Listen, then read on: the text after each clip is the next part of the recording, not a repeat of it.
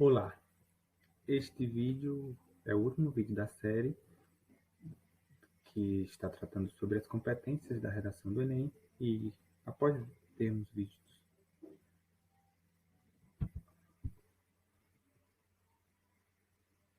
Olá, este é o sexto vídeo da série sobre a redação do Enem e neste último vídeo, depois de já termos visto as cinco competências, aliás, que são avaliadas na redação do Enem.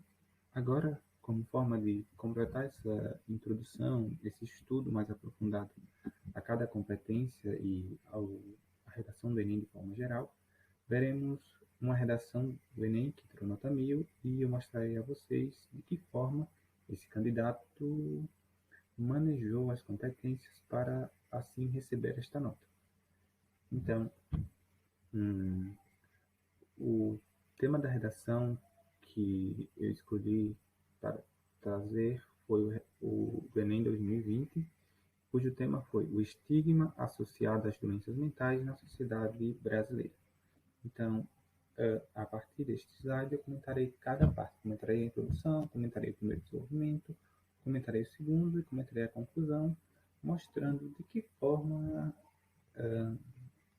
o candidato faz uso das competências para, assim, escrever um bom texto. Então, vamos lá.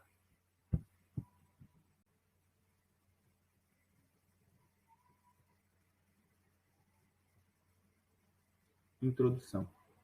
Então, lerei a introdução desta redação que tirou nota 1000. Introdução. No filme estadunidense Joker, estrelado por Joaquin Phoenix, é retratado a vida de Arthur Fleck, um homem que, em virtude da sua doença mental, é esquecido e discriminado pela sociedade, acarretando, inclusive, piora no seu quadro clínico.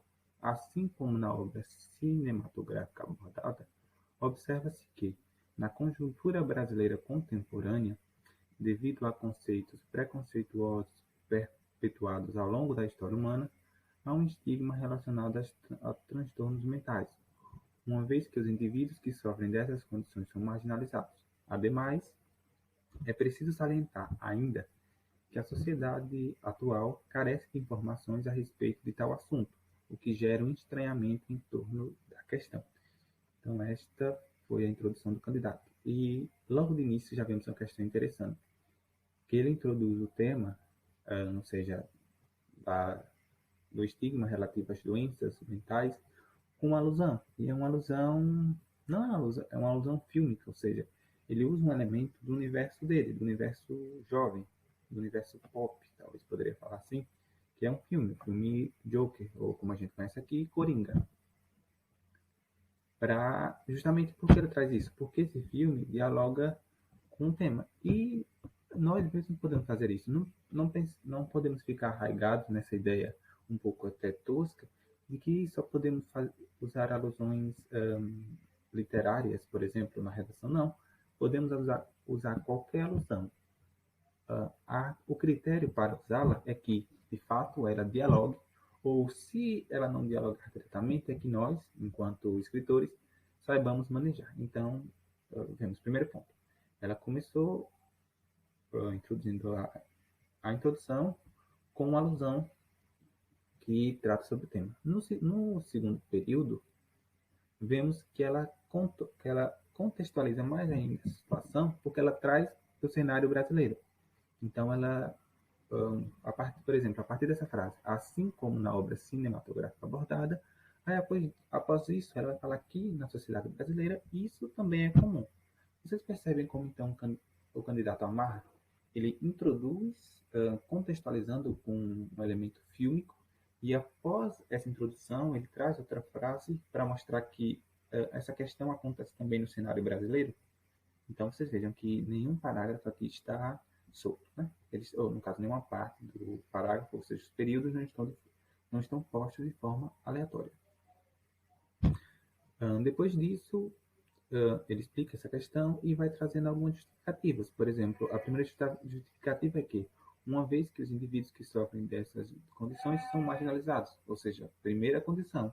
E após falar essa primeira condição, o candidato ainda se vale de outro elemento, que é o ademais, esse conectivo, para inserir uma ideia que há mais outra justificativa ou mais outra causa, talvez, para essa questão, que é a falta de informação populacional acerca desse problema. Ou seja, talvez na sua visão, quanto à minha interpretação desse texto, esteja um pouco estereotipada em relação às doenças mentais. Então, vocês percebem que ele introduz o tema, traz o argumento dele, a tese, e depois aloca algumas justificativas. E eu presumo que essas justificativas que ele usou serão abordadas individualmente em cada parágrafo de desenvolvimento. Então, vamos para o desenvolvimento 1.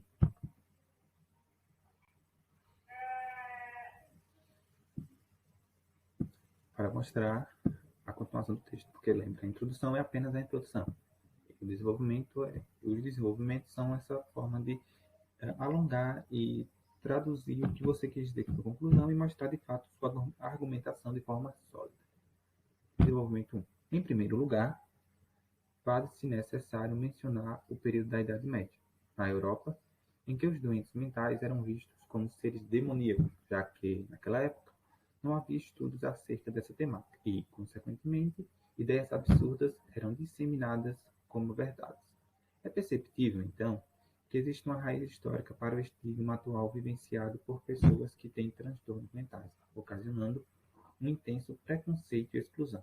Outro sim, não se pode esquecer que, graças aos fatos supracitados, tais indivíduos recebem rótulos mentirosos, como, por exemplo, o estereótipo de que todos que possuem problemas psicológicos são incapazes de manter relacionamentos saudáveis, ou seja, não conseguem interagir com outros seres humanos de forma plena. Fica claro, pois, que as doenças mentais são tratadas de forma equivocada, ferindo a dignidade de toda a população. Então, eu gostei muito desse desenvolvimento, porque, justamente como eu falei, olha, vocês lembram que eu falei que a primeira justificativa, ou possível justificativa que ele deu para a questão em si, é o estigma, ou seja, a marginalização porque passa essa classe populacional. E aqui nesse parágrafo, nesse desenvolvimento, ele vai explicar de forma mais detalhada isso, como acontece ou por que há essa marginalização. E para iniciar, para contextualizar, ele já traz a alusão histórica, falando que há raízes históricas por trás dessa marginalização, devido que na Idade Média isso era uma questão bem comum, devido a vários fatores. Por exemplo, a não haver estudos que de fato se centrassem nessa questão de forma mais detalhada para entender o que de fato eram as doenças mentais. E depois disso, ele, enfim, vai sempre amarrando os períodos em si. Por exemplo, ele usa para iniciar em primeiro lugar, já é um elemento que conecta e não deixa as informações soltas. Aí ele vai explicando e falando, por exemplo, usando argumentos sólidos, por exemplo, falando que devido a esse contexto histórico que foi citado, relativo à Idade Média, há resquícios hoje em dia na atual sociedade. Por exemplo, essas visões estereotipadas que veem as pessoas com algum problema mental de forma homogênea, como se de fato todas fossem agressivas, perigosas, enfim, como se todas fossem pessoas que devessem estar restritas do convívio social. E é interessante que no final, como eu falei, lembre-se que cada parágrafo em si é um pequeno texto, e ela finaliza como se fosse uma conclusão, concluindo esse parágrafo de forma crítica, mostrando, olha, fica claro, ou seja, fica claro, a partir do que foi citado, de toda essa questão problemática, que as doenças mentais são tratadas de forma equivocada, ferindo a dignidade de toda a população. Então já vemos que, de certa forma, ela está encaminhando, ou seja, concluindo, relacionando, mostrando que vai haver uma resolução com a intervenção dela lá no texto.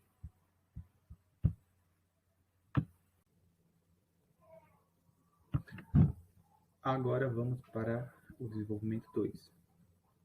Em segundo lugar, ressalta-se que há no Brasil uma evidente falta de informações sobre os transtornos mentais, fomentando grande preconceito e estranhamento com essas doenças. Nesse sentido, é lícito referenciar o filósofo grego Platão, que, em sua obra República, narrou o intitulado Mito da Caverna, no qual homens, acorrentados em uma caverna, da parede, acreditando, portanto, que aquilo era a realidade das coisas. Dessa forma, é notório que, em situação análoga à metáfora abordada, os brasileiros, sem acesso aos conhecimentos acerca dos transtornos mentais, vivem na escuridão, isto é, ignorância, disseminando atitudes preconceituosas. Logo, é evidente a grande importância das informações, haja vista que a falta delas aumenta o estigma relacionado às doenças mentais, prejudicando a qualidade de vida das pessoas que sofrem com tais transtornos. É interessante que nesse parágrafo, nesse desenvolvimento, primeiro ela cita que ela, como se fosse uma reformulação, explicando melhor aquele argumento que ela citou lá no início, na introdução, falando da questão da importância que as informações sobre essa questão teria para melhorar a visão da população sobre esse conceito, e depois para ampliar essa visão sobre isso, para fomentar, para ampliar, para agregar, para solidificar sua argumentação, ela traz uma alusão, e agora ela cita Platão e sua obra República e o famoso mito da caverna, para traçar esse paralelo que entre informações e conhecimento e realidade há um hiato entre o que a gente, no caso nesse contexto, né, em relação ao preconceito sobre os deficientes mentais, há um hiato entre o que a gente pensa e o que de fato acontece.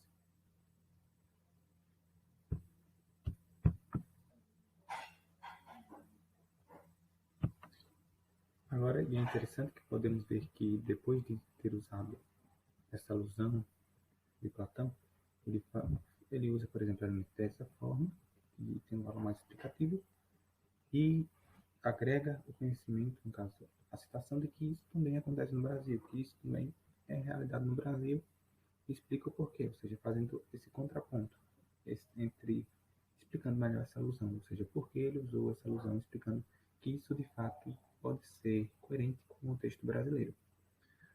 Aí, finalizando, ele conclui com algo que tem um valor de conclusão, ou seja, de finalização, e falando que é importante haver um sólido conhecimento acerca das informações verdadeiras para que questões como essas, que são importantes, por exemplo, conhecimento acerca das doenças mentais, não seja tão deturpado. Aí aqui a gente viu os dois desenvolvimentos. Aí vocês viram, como eu falei, que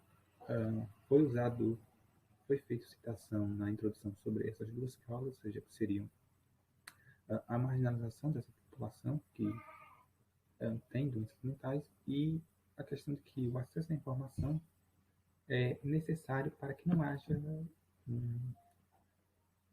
estereótipos. Aí vocês perceberam que em cada parágrafo, em cada desenvolvimento foi tratado desse tema, então a gente já percebe que há coerência no texto, porque o texto diz uma coisa na introdução e ao longo dos desenvolvimentos eles não se desmentem. Ele vai trazendo argumentos, usando alusões para solidificar, para fortalecer, para confirmar a sua argumentação. Agora vamos para a conclusão. E vocês percebem, antes de irmos para a conclusão, que a todo momento ele faz esses elementos para que as partes do texto sejam interligadas, como dessa forma, em segundo lugar, logo, assim e tantos outros elementos.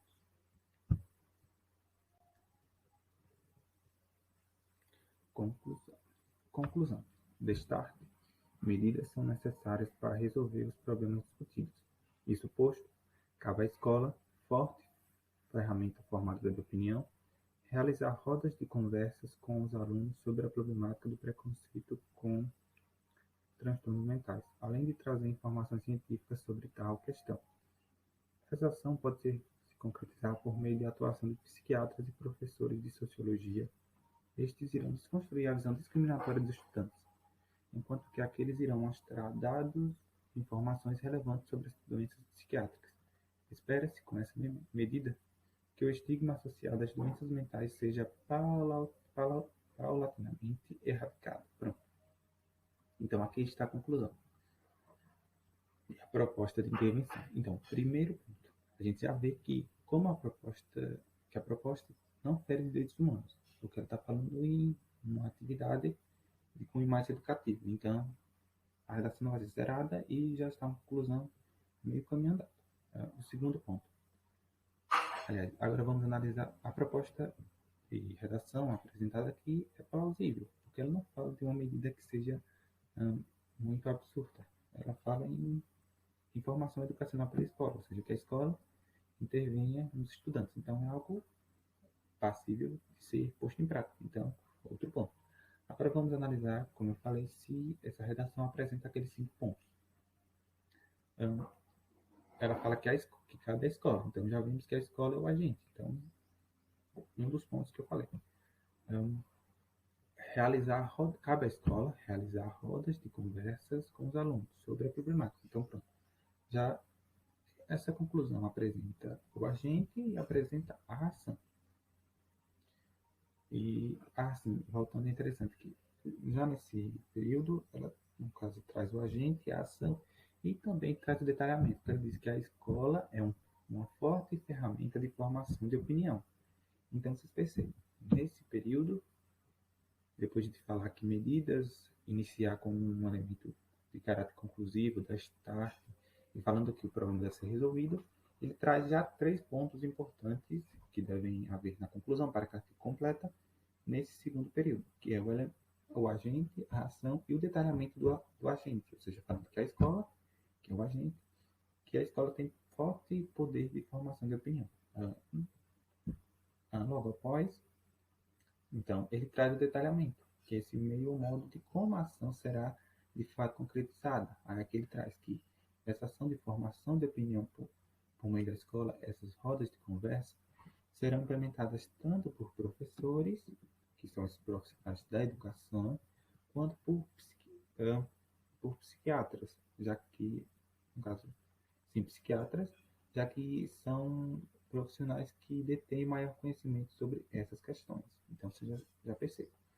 Traz a ação, detalha quem é esse agente, uh, uh, traz o meio modo, ou seja, detalha como vai acontecer essa ação, como isso vai ser implementado e, para finalizar, ele traz a sua finalização, ou seja, mostrando o que essa ação pode causar nessa conjuntura problemática.